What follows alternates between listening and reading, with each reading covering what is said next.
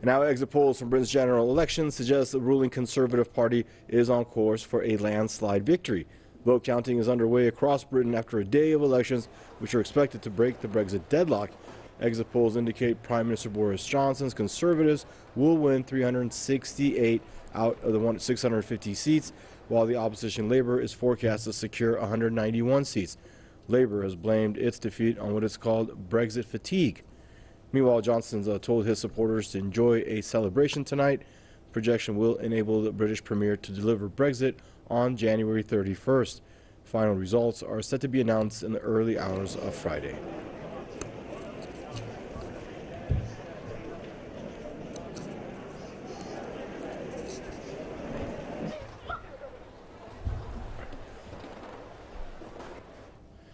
Meanwhile, the European Union has welcomed exit polls from the UK's general elections, which indicate that Prime Minister Boris Johnson's Conservative Party is on course for a big parliamentary majority.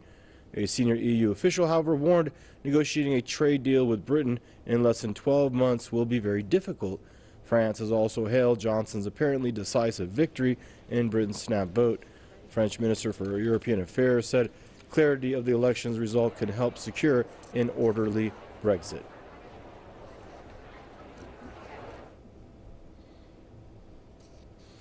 And now joining us out of London for more on this is Amanda Taylor, Press TV correspondent, and Tony Gosling, investigative journalist.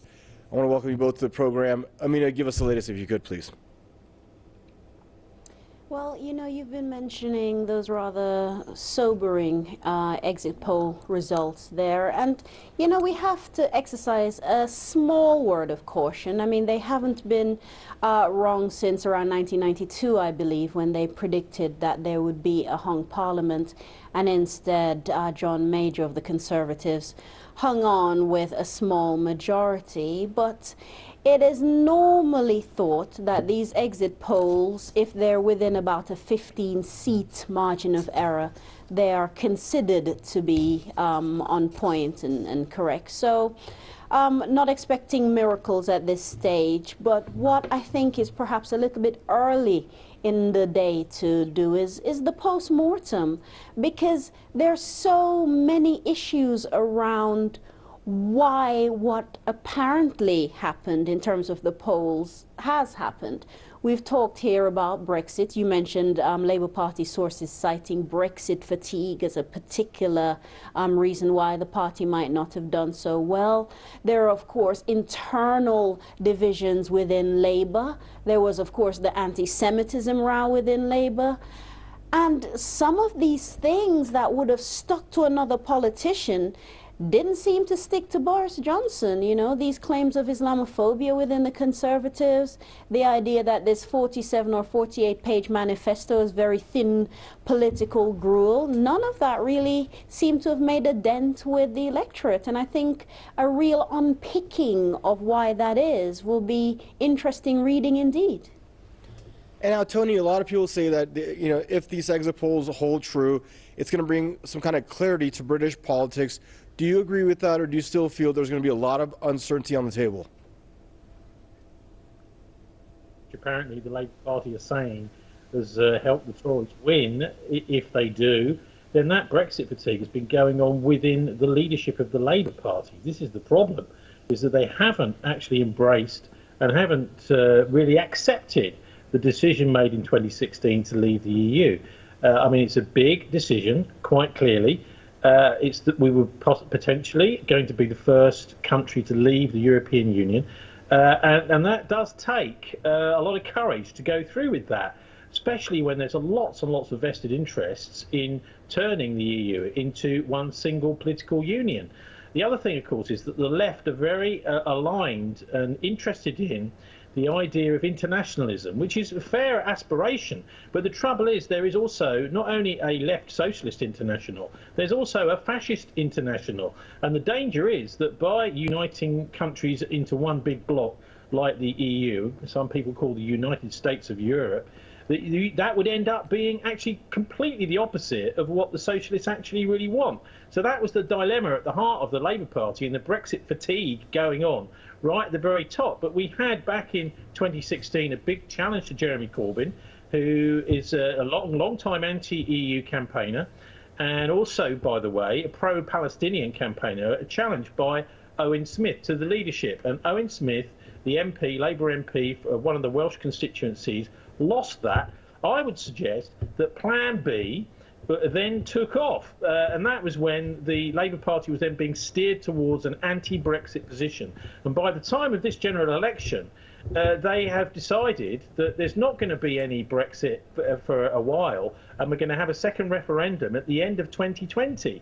Another year of campaigning, and I think this was an absolutely, well, I hesitate to say insane, but a terrible decision by the Labour Party, and it's led possibly, almost certainly now, to, if we see the results that have been predicted, to the end of Corbyn, and possibly even the end of the left, and also the end of the Palestinian supporting part of the Labour Party having a chance at power. So really, it looks like by caving into the Blairites within his own party who are pro-Brussels, that Corbyn may have blown it for decades to come for the left and the pro-Palestinian left here in Britain. So basically, are you saying it's hopeless for Labour now, even if Corbyn is pretty much pushed aside? Is there any way Labour could salvage itself at this point? Well, Labour can, the Labour Party can. But what's the danger is that it will be a Blairite Labour Party that we see coming out of this general election. That's the real worry, and I think that isn't a real Labour Party. As far as I'm concerned, if you've got two parties where the Israel lobby is very, very strong, as the only parties having a possibility of winning, then, I mean, it depends whereabouts you are in the world, what you make of these results. Most Brits, I would suggest, will be very pleased that Brexit is happening, that there may be some sort of sovereignty coming back if Boris Johnson keeps his word, which of course is another question.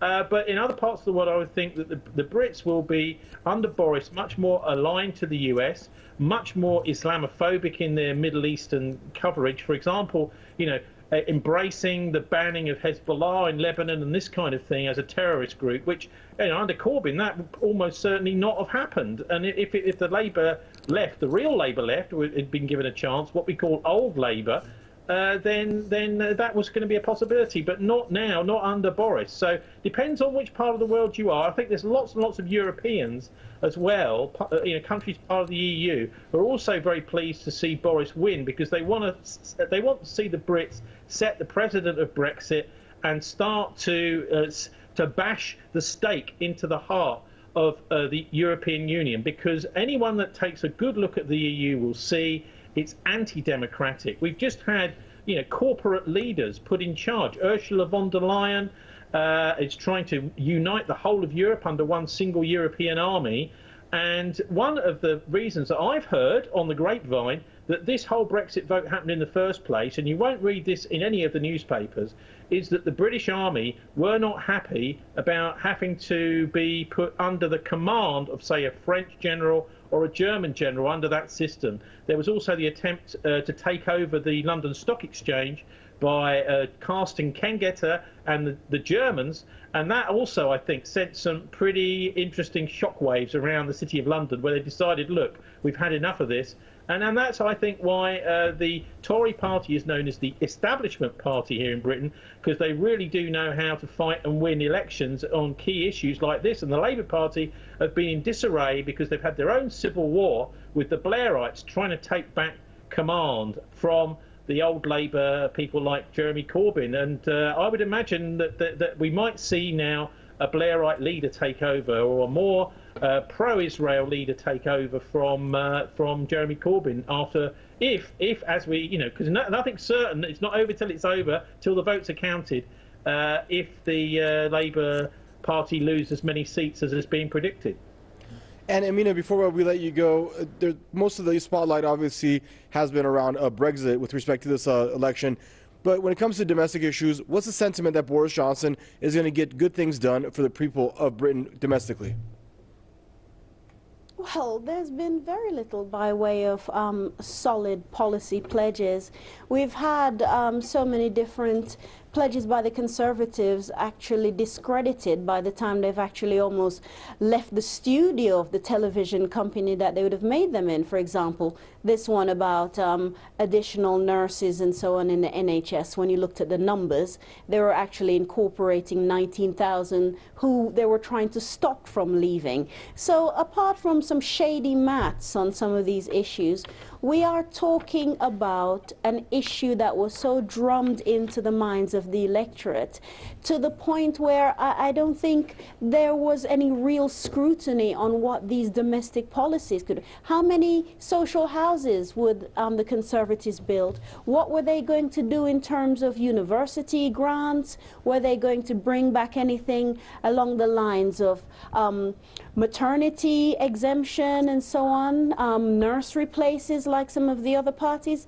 I mean, these are very key questions from anything like working mothers like myself to families who two people are trying to still make ends meet and can't. You know, we're talking about the exponential rise of food banks under the various Conservative administrations. So there's so many things Boris Johnson will need to address.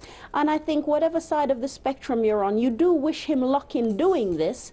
But dare I say, we're going to be having conversations about the state of the United Kingdom or the disunited kingdom for a while to come, actually. The signs are not hopeful. And Tony, we have less than a minute left. You want to weigh in on that really quick?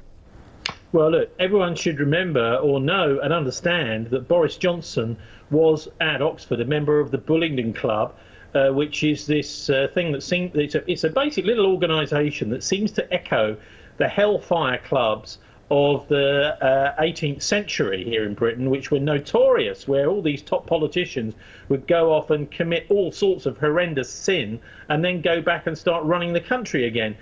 He was in that club with David Cameron, and he was in there also, of course, with George Osborne and various other leaders, including one of the Rothschilds. I think it was Nat Rothschild in this club, and they used to do all sorts of naughty things at Oxford, and they were told at the time, you will be running the country. Well, the establishment controls the Conservative Party, and it also has a big sway in the press, and I think that's how they've managed to manoeuvre their way back in. But I think the omens are not good for war, because the British Army may be aligning with the Israelis and the Americans now, as it wouldn't have been under Corbyn, to cause more problems in the Middle East. Let's hope it doesn't, but that certainly seems to be Boris's line. Thank you both for joining us. Amina Taylor from London and Tony Gosling joining us out of Bristol.